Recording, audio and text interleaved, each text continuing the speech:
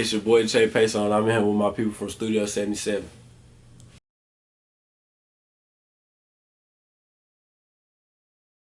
Alright, I'm here with Jaypeso, the first producer, we interviewing. So, I'm gonna start off with a couple of slight questions, and it's gonna be more personal as they go. Yeah, alright. Alright, so for starters, where are you from? I'm from Nashville, Tennessee, north side. Mm. North Nashville. And for those who don't know what or where North Nashville is, tell them about it. Man,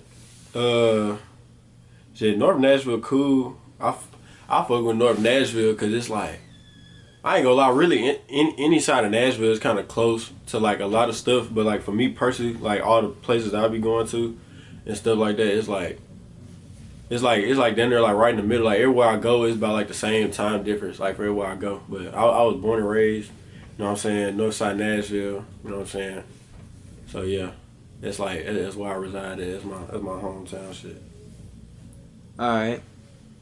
Let's get to childhood. Where did you go to school? Like, tell us about, if you can, elementary, middle school, and high school. Shit, elementary school, I went to Cumberland. Elementary school, then middle school, I went to IT Crestwell. Then I went to Stratford when Stratford first had a middle school. Then I went to Good Pasture my freshman and sophomore year, private school. Then I went to Whites Creek, and that's where I graduated from. Alright, and can you give a brief description of what the schools was like and stuff like that? Man, I mess with all the schools because each school gave me like a different perspective, like on life. Kind of like every school like taught me something different. You know what I'm saying? So that's why I mess with my experience. I'm glad I was able to experience like private school and stuff, so I can see the difference and stuff like that. But I mess with every school I went to. I like all the schools I went to. And yo got like the best, like. I ain't gonna lie. If I had to say the best, it's probably between Stratford and IT Crestwell. Why between those two? Them two was the most fun. I ain't gonna lie, them was the most fun. I made like as far as like them out of them schools, them the schools that like I actually like kept relationships with people that I went to school with type stuff. So, but as far as like being in school and stuff, you know what I'm saying, how fun it was always funny, whole bunch of laughs, jokes, and all that stuff. So, all that stuff was cool. But yeah, between them two is the schools I like the most. Okay. I probably have to say Stratford was better because sports was involved. I wound up playing sports when I was in 6th, 7th grade. What sports did you play? Football and baseball. Well, I played sports in 6th, 7th grade, but we ain't had no teams in the middle school for the sports that I played at Crestwell. So. All right. Let's talk about the music. When did you get into producing? I got into producing as soon as COVID hit. So that wasn't that long.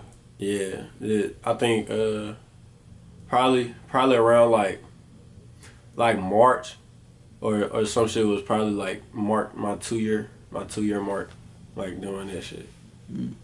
What got you into it? Really, to be honest, before COVID had hit, I was starting because like I've always like liked music, like growing up, like all different types of music. You know what I'm saying? Like when I was in 6th grade, I was listening to like Uzi, you know what I'm saying, Playboy Cardi, stuff like that. Then when I got to 8th grade, you know what I'm saying, that's when I think 8th grade is really when I started listening to a lot of music and shit. So that's when G Herbo became my favorite rapper when I was in 8th grade. I was listening to all his shit on Spinnerella and YouTube, SoundCloud, stuff, all that shit. I was also on Uzi, you know what I'm saying, Playboy Cardi and stuff like that. And as I evolved, I started touching like different genres of music, listening to it. So I've always been like a music head. But before COVID hit, I was already like, I wanted to know like how music was made, you know what I'm saying, stuff like that. So I used to watch YouTube videos because you can YouTube anything. Like YouTube is like your best friend. Yeah. And like all this shit. So I was watching YouTube videos on like how to make beats and stuff like that, and I was like, dang, like that stuff cool. Like when you first look at it, it looked like a lot on the screen, but like actually like watching the people use it and how they break it down and they work through it and make the stuff. It was cool. So that was something I wanted to do. Then when COVID hit, my pops, he had a laptop that he wasn't using, and he said he'd give it to me or whatever. So I got it, and then I ended up getting FL Studio software on there. Started playing around with it, and I was still watching YouTube videos at the time. You know what I'm saying, to make beats. But when COVID hit, that's when I ain't have nothing else but to do but make beats, because it wasn't nothing to do. Everything was shut down, so that was the only thing to do. All right. And your name, Jaypeso. Like, how did you come up with that? I don't know. I like that. I ain't gonna lie. I don't even know how I came up with that. To be honest, it was just. I mean, you know what I'm saying? Because my first name started with a J. Then I was thinking like something else to go with it, and then I don't even know how I came up. You know what I'm saying? With the peso part, like I was just saying like different shit. But through my whole life, people be saying I be looking Mexican, so it's like the J peso shit. I guess that shit kind of fit, but as far as like the peso part. I mean, I looked up, you know what I'm saying, what peso meant or whatever, and then I was like, shit, I'll just do that. But I had that name like before I even started making music, like on my Instagram, like that was already my Instagram handle, like before I started making beats. So when I started making beats, I just kept it. Okay. And let's talk about influences. Like, who did you listen to, like, growing up? You got into like a little bit of G Herbo and Uzi and Cardi, but there's probably even more people, right? Yeah, as far as like producer wise, like what producers like influenced me and stuff like that. Yeah, I want to say artists, and I was gonna get into producers, but yeah, you can get into that too. Alright, so artists, I'm just going ahead and give you like my rundown of artists I listen to. So G Herbo, Future, Jeezy, Sean Ferrari, Chief Keef, Meek Mill, Dave East. That's probably them all like my go-tos. And like Ball Out, pretty much like the whole Glow Gang. I mess with the whole Glow Gang. So like them like all my go-tos. Like off top, but I listen to like a whole bunch of different stuff. Like I slick got an old soul too though, cause like I be listening to like a lot of old music. Like anytime I get in the car and I want to play music, it just depends on how I feel. You know what I'm saying? Like I might get in the car one day, I want to listen to like some old R&B, like some Keith Sweat, like some Cut Close stuff like that. And some days I want to listen to like some Trap or Die Jeezy and stuff like that. So yeah. But producer wise, shoot, I had to say the first producers, you know what I'm saying, it's obviously, you know what I'm saying, I ain't gonna say obviously, but like a lot of producers got like this is inspired by like the same three main people. It's between like Southside, Metro, and Zaytoven. So mine's is like Zaytoven. I feel like Zaytoven's the GOAT. Like Zaytoven like probably like the greatest, you know what I'm saying, producer like my era of all time, honestly. And I say that because he like one of the only ones that did it how he did it, you know what I'm saying, make everything like by hand. And like he created his own sound, his own wave. You know what I'm saying? They can't really nobody copy like that. Like to be able to copy it, you actually gotta like know like music theory and like actually like how to lay stuff down to get it to sound right. But yeah, like Zaytoven, Metro, Southside, you know what I'm saying, D Hill. D Hill was one of like my biggest like inspirations like when I had first started making beats, because he was always like different. Like he always had them hard 808s. His hi-hat patterns was always hard, and he was just different as hell. So like I rock with D Hill heavy. You know what I'm saying? Even though he passed, so R.I.P. D Hill, because he was I looked up to him a lot. And Sean Ferrari, I fuck with his beats. He hard. He different too. He got like that old like trap sound, and he rap too. So I listen to his beats and his songs and stuff. And then Shot It Red, then Just Blaze, Seasick. You know what I'm saying? My little soul producers I look up to. All right, now let's talk about collaborations. I know you got something with Salsa that's out now. Yeah. How you feel about that? Man, Salsa, that's my dog, bro. Me and Salsa, we just like over time. Like at first, when me and Salsa like first was like starting to like make music with together. Actually, the first song me and Salsa had together was Houdini. and me and Smokey, I was in the studio with Smokey and DJ Chill and DJ Cash.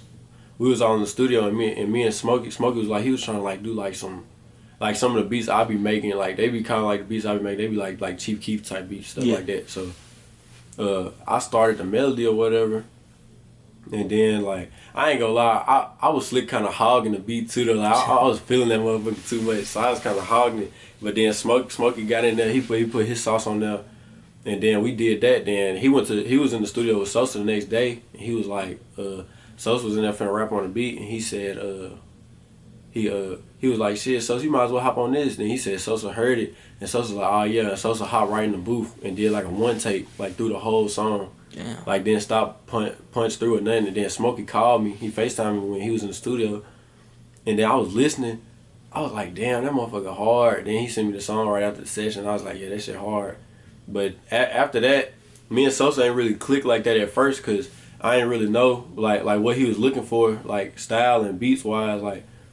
We really figured that out when we was working on the tape we did together, the Revenge tape. That's when I figured out, you know what I'm saying, the type of stuff that I need to be sending him, because I sent him beats like before and he ain't really pick out nothing. But you know what I'm saying, when it comes with this like producing and rap stuff, like just the music game in general, you can't have no feelings involved at all. It's just it's all business and like just being like creative.